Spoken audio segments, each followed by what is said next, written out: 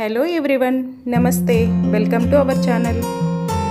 Simple and టేస్టీగా ఈ pasta మసాలాని ఎలా తయారు చేసుకోవాలో ఇప్పుడు నేను చేసి చూపిస్తాను.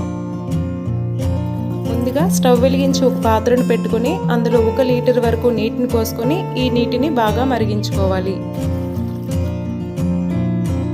ఇలా మరిగించుకున్న నీటిలో 1 కప్పు పాస్తాని వేసుకోవాలి. వీటితో పాటు 1/2 టీ స్పూన్ వరకు సాల్ట్ని వేసుకొని వీటిని బాగా కలుపుకొని పాస్తా కాస్త మెత్తబడేంత వరకు ఉడికించుకోవాలి. ఇందులో సాల్ట్ వేసి ఉడికించడం వల్ల పాస్తా టేస్టీగా ఉంటుంది. ఇలా ఉడికించుకున్న పాస్తాని కొంచెం తీసుకొని ఇలా చేత్తో మెదిపితే సాఫ్ట్గా ఉండాలి. ఈ స్టేజ్లో స్టవ్ ఆఫ్ చేసుకోవాలి. ఇప్పుడు ఈ పాస్తాలోని వాటర్నంతా ఇలా వడబోసుకొని ఈ పాస్తాని పక్కన పెట్టుకోవాలి. మరోవైపు స్టవ్ వెలిగించి ఒక కడాయిని పెట్టుకొని ఇందులో 3 స్పూన్ల వరకు ఆయిల్ వేసుకోవాలి.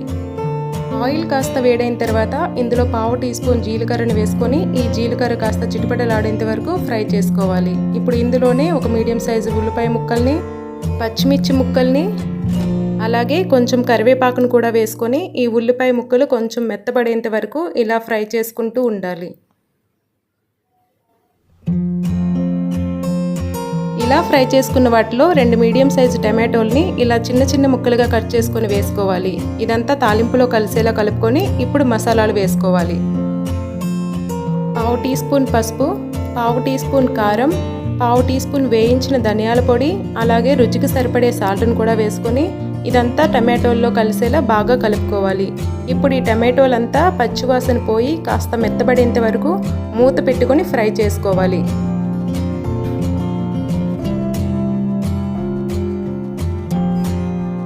కాసేపటి తర్వాత ఇలా టమాటోలు బాగా ఫ్రై అయిపోయాయి. ఇప్పుడు ముందుగా ఉడికించి పక్కన పెట్టుకున్న పాస్తాని ఇందులో వేసుకోవాలి.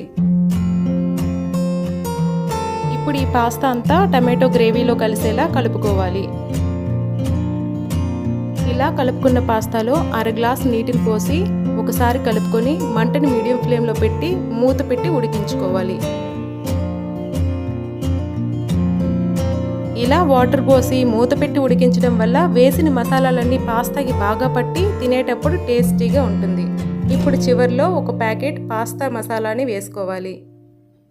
అలాగే కొంచెం కొత్తిమీరని కూడా వేసుకొని ఇప్పుడు మంటని హై ఫ్లేమ్లో పెట్టుకొని మసాలాలు ఎక్కడ అడుగు పట్టకుండా పాస్తాని ఇలా 1 నిమిషం పాటు ఫ్రై చేసుకుంటూ ఉండాలి. ఇలా కాసేపు ఫ్రై చేసుకున్న తర్వాత ఇంకా స్టవ్ ఆఫ్ చేసుకోవాలి. అంతే అండి, సింపుల్ అండ్ టేస్టీగా ఈ పాస్తా మసాలా రెడీ అయిపోయింది.